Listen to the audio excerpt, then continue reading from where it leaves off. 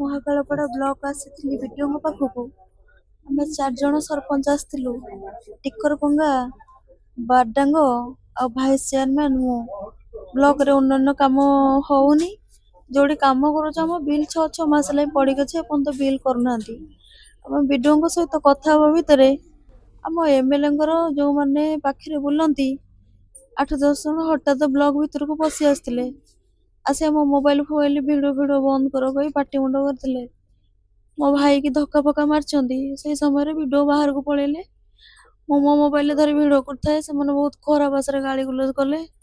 ତମେ ଉତ୍ପାଦ ହଉଛ, ତମ ଗ୍ୟାଙ୍ଗ ରେପ୍ କରିଦବୁ। ଆଉ ଜଣେ କହୁ ତୁ ଭଡାକୁ ଲାଗିକିରି ପଇସା ସରିଗଲା ବୋଲି ତୁ ଏଠିକି ଆସିକି ନାଟକ କରୁଛୁ। ବହୁତ ଖରାପ ଭାଷାରେ ଗାଳି ଗୁଲଜ କରିଥାନ୍ତି।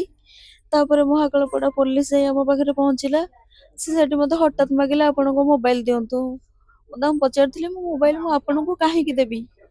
ତାର କୌଣସି ଉତ୍ତର ଦେଇ ନଥିଲେ। ଯେତେବେଳେ ଆମେ ଘରକୁ ଆସିବାକୁ ବାହାରିଥିଲୁ ଆମ ବାଇକ ଆମକୁ ମୋ ଭାଇକି ମତେ ଅଟକେଇଥିଲେ। କାରଣ ପଚାରିଲେ ବି କାରଣ କିଛି କହିନଥିଲେ। ତାଙ୍କ ଆଗରେ ବି ପିଲା ଆମକୁ ଧକ୍କା ଫକ୍କା ମାରିଛନ୍ତି। ମୋ ବାପାକୁ ବି ମାରିଛନ୍ତି। ଯୋଉମାନେ ବିଜେପିର କର୍ମୀ ମାନେ ଅଛନ୍ତି, ପ୍ରଶାନ୍ତ ସେଠି, ତା ସାଙ୍ଗରେ ଆହୁରି ଆସିଥିଲେ କିଛି ଲୋକ। ରୋହିତ ବୋଲି ଗୋଟେ ପିଲାଟା ଅଛି, ତାଙ୍କୁ ଦେଖିଲେ ସମସ୍ତଙ୍କୁ ଚିହ୍ନି ପାରିବି। ପୋଲିସ କିଛି ରଖିନି। ପୋଲିସ ସାମ୍ନାରେ ମୋ ମୋବାଇଲ ଫୋବାଇଲ ଛଡେଇଛନ୍ତି। ମତେ ପାଖାପାଖି 2-3 ଘଣ୍ଟା ବସେଇଛନ୍ତି। ମୋ ମୋବାଇଲ ଫୋବାଇଲ ବାଟରେ ଯେତେବେଳେ ମୁଁ ଗାଡିରେ ମତେ ଜବରଦସ୍ତି ପୁରେଇକି ନେଲେ ପୋଲିସ ଗାଡିରେ ମୋ ଭାଇକି ଆଗେ ନେଇଗଲେ।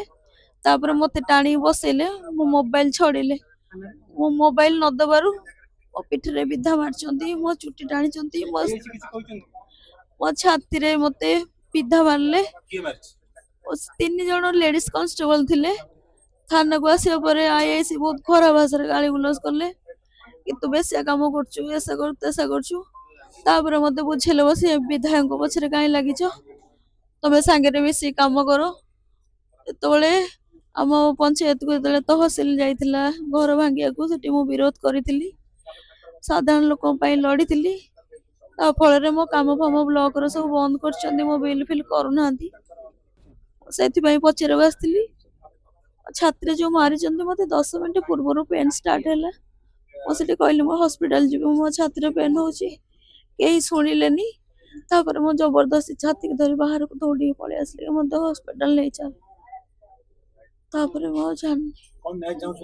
ମୁଁ ଚାହୁଁଛି ମତେ ନ୍ୟାୟ ଦିଆଯାଉ। ଯୋଉମାନେ ମତେ ମାରିବାକୁ ଧମକ ଦେଇଛନ୍ତି, ମତେ ରେପ୍ କରିବାକୁ ଧମକ ଦେଇଛନ୍ତି, ଆଉ ମୋ କାମ ଫାମ ବନ୍ଦ କରିଛନ୍ତି, ଆଉ ଯୋଉ ପୋଲିସ ମହିଳା ମାନେ ମତେ ମାରିଛନ୍ତି, ଆଉ ଯୋଉ ଆଇଆଇସି ମତେ ଖରାପ